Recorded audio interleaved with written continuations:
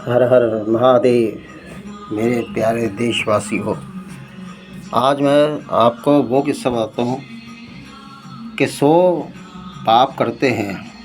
100 पाप, एक पुण्य हो जाए तो सारे पाप धुल जाते हैं, और जो 100 पुण्य करे, एक पाप हो जाए तो सारे पुण्य नष्ट हो जाते हैं। इसके ऊपर ही मैं आपको बताता हूँ कि एक राजा हुए प्रताप भानु, और वह राजा ऐसे थे, ब्राह्मणों का आदर सत्कार, भोजन वगैरह ये सब किया करते थे। तो ब्राह्मणों के आशीर्वाद से वह प्रताप भानु हर राजाओं को, राज्य को जीता। तो सब कुछ एक शिकार खेलने के लिए जाते हैं जंगल जंगल। जब गए, शाम हो गई, उनके जो सैनिक थे वो भटक गए, और प्रताप भानु, रात होती है तो वहाँ पर सबसे पहले एक कुटिया में दीपक जलता हुआ देखा।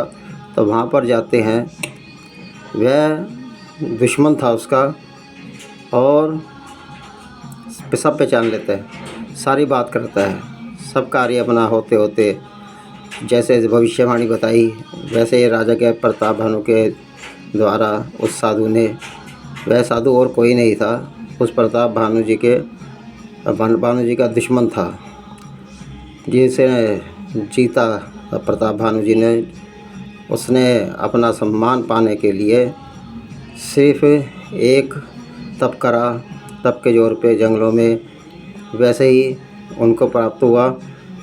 तो सारी बातचीत चलती रहती है उस राजा के साथ। प्रताप भानु ने हाँ हाँ करते रहे। तो वहाँ पर जाते साथ ही उन्होंने क्या देखा कि मैं एक ही, आप जैसे आंखें बंद करो और मैं वैसे आऊँगा, ब्राह्मणों को बुलाना, और फिर मैं रसोई मैं ही तैयार करूँगा। तो वहाँ जाते साथ ही अपना क्या है कि जैसे प्रताप भानु से आंखें बंद करने के लिए कहा, वह अपने महल के अंदर दिखे। तो वहाँ जाते साथ ही अपना सब ब्राह्मणों को न्योता दिया भोज के लिए, और वही जो दुश्मन राजा था, और वहीं अपना राजा ने क्या करा कि रसोई तैयार करी। रसोई तैयार करते साथ ही सब ब्राह्मणों को अपना भोजन दिया गया। तो आकाशवाणी होती है, तो क्या कहा, हे ब्राह्मणों, तुम यह भोजन मत करना, ये तामसी भोजन है। और तो उन ब्राह्मणों को बिना सोचे विचारे ब्राह्मणों ने उस प्रताप भानु को शराब दिया गया। शराब जिस टाइम दिया, तब वहाँ पर यह कहा, तुम्हारा कुल राक्षस प्रवृत्ति का ही हो गया।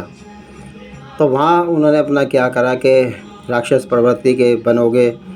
तो वहाँ उन्होंने आकाशवाणी फिर हुई, बिना सोचे विचारे आपने इस दानी राजा को, चक्रवर्ती राजा को आपने बिना सोचे विचारे शराब दिया। गलती इसकी नहीं थी, इसके दुश्मन की थी, शत्रु की गलती थी, जो भोजन उसने बनाया था।